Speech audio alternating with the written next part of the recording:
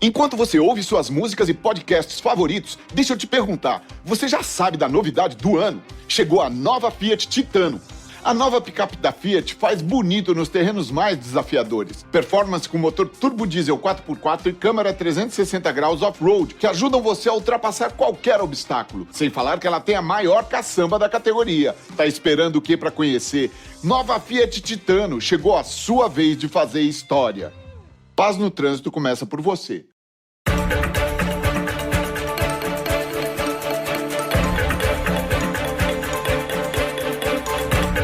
It's the Larry Kudlow Show. Free market prosperity starts here. Now, here's Larry Kudlow. Welcome back, everybody. I'm Larry Kudlow. Great to be with you. You can live stream us on the internet. LarryKudlowShow.com, LarryKudlowShow.com. Heard all across the country, around the world, throughout the solar system and the Milky Way. And join us during the week. Fox Business Network, FBM. Name of the show's Kudlow, 4 to 5 p.m. every day. And if you can't make it at 4, you can still DVR us. And bringing in my pal John Carney, Breitbart News editor for economics and the co-author of the Breitbart Business Digest, which is a must-read. John, I didn't read it when you were on the air yesterday, but the very interesting article you wrote, Biden's still trapped in his old economic lies. Very interesting article. You're right. That did come out.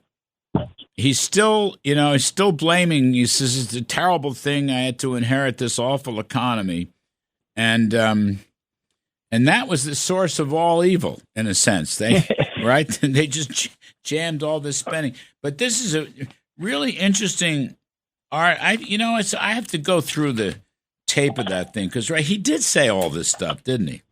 He did. He came back to this lie he's been telling ever since the campaign, really. In 2020, he insisted that the economy was in ruins when, in fact, we had one negative quarter of growth. Really, by the way, 1 month negative growth. And then we sprung back. Mm-hmm. We grew at an incredible V-shaped recovery, 33% in the third quarter. And then we were bouncing back. The fourth quarter, we had growth. Then the first quarter of 2021, we were growing again.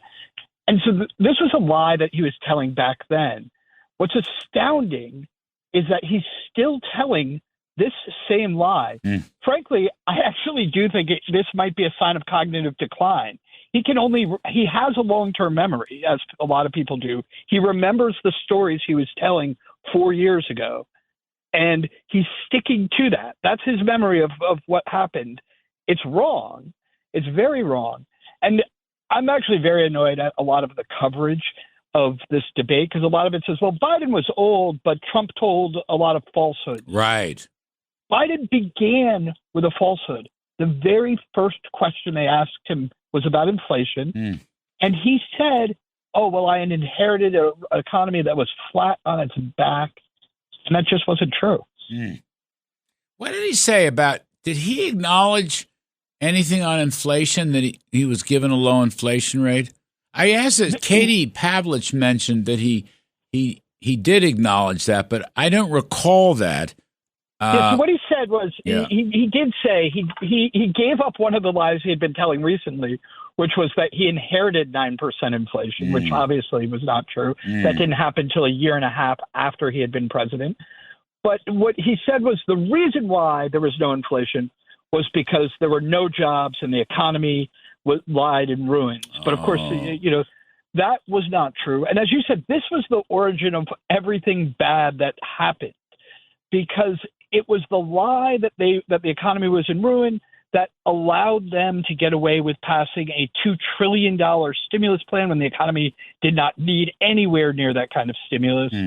And frankly, if they had looked at the economy more honestly, I do think they probably would have put in some stimulus, a half a billion, $500 billion, half a trillion maybe, as an insurance policy to make sure that you didn't double dip. Probably we would have been fine with no extra stimulus at all. But they came in with such a lavish, excessive spending plan that sparked inflation. And then they didn't stop, of course. Remember, they started with the American Rescue Plan. but they were coming with Build Back Better. They had plan after plan after plan. And that also helped spark the inflation, even the ones that didn't pass, because people start to anticipate all of that money pouring into the economy, and it starts to drive prices and spending up. You're absolutely right. You're absolutely right. The V-shaped recovery, Kudlow's V-shaped recovery. I remember selling that thing and getting bashed by the media. I was getting, just my old CNBC was bashing me. I mean, I worked there. I was a host for over 15 years. I was a commentator, and I was doing TV interviews on the V-shaped recovery, and they were killing me. I said, look at the numbers. Kevin Hassett and I, we used to pore over the numbers, all right? Kevin's a distinguished PhD economist. I've been in the economics game for 50 years. Those what the numbers were showing, and everybody was bashing us. I think a lot of people didn't realize how great of a plan we had put in place to fend off the downturn that was going to happen from lockdowns and the pandemic. Yeah. That they said, oh, this must be economic ruin, right? This has to really be bad. So when you were saying we're going to have a V-shaped recovery, by the way, I invite everybody, if you're listening, you can go to this website that called Fred.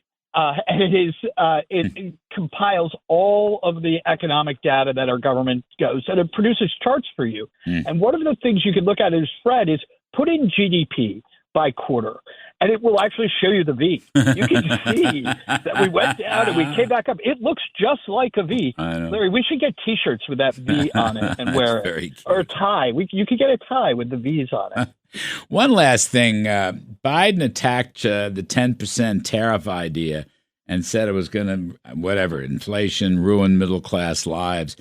I don't think Trump said much about that per se, but what do you make of that? This is going to be the Democratic mantra, I guess. It is, and they had their 16 Nobel laureates, all liberals, one of whom is married to Janet Yellen, write a letter and say, oh, this will cause inflation. Of course it won't. Actually, just normal standard trade theory. You don't even have to be somebody who's really in favor of tariffs to understand. Standard trade theory says that when a big country puts on tariffs, the rest of the world reacts by lowering their prices because they don't want to give up access to the market. So they don't let themselves get priced out. In fact, what they do is they lower their own prices. That's exactly what happened with the metals tariff. We actually saw that the other countries lowered their metals prices so that they could continue to access the U.S. market. In fact, that's an argument for why sometimes tariffs might be too low because other countries come in and they try to price themselves into the market anyway. It doesn't cause inflation. It may, at worst, squeeze domestic importers' margins, so their profits shrink. But you guys cured that as well because you had a giant tax cut. That's the thing, right? Right. So when you combine the tariffs and the tax cut, there was no margin squeeze. Profits improved. So it was a perfect combination. We can do it again. And when they're saying it's going to cause inflation, frankly, I think it's ridiculous. All of those Nobel laureates, not one of them said Biden's plan is going to cause inflation, and we got the worst inflation in 40 years. Now they scream Trump's plan is going to cause inflation. We didn't have inflation last year or last time around. I see no reason why we should. They didn't warn us when we did get inflation. They're not experts in trade or inflation. We shouldn't listen to them at all. I hope that when we have a second debate, if Biden is still running and he agrees to do a debate, I hope that Trump does hammer them a little bit more on the tariff issue because it's a strong argument and there's no reason why he should allow Biden to get away with what he did. No, you're right. It's very interesting, too. Swapping out, put tariffs replacing taxes is something we all have to, explore some more and talk about some more because very interesting point of view. You're protecting, American industries. You also have some leverage for negotiating unfair trading practices. Meanwhile, you're lowering the tax burden.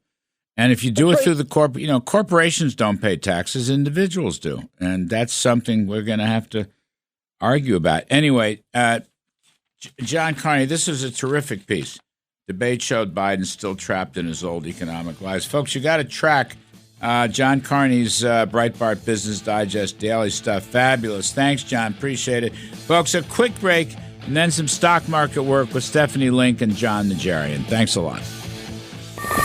This is the Larry Kudlow Show.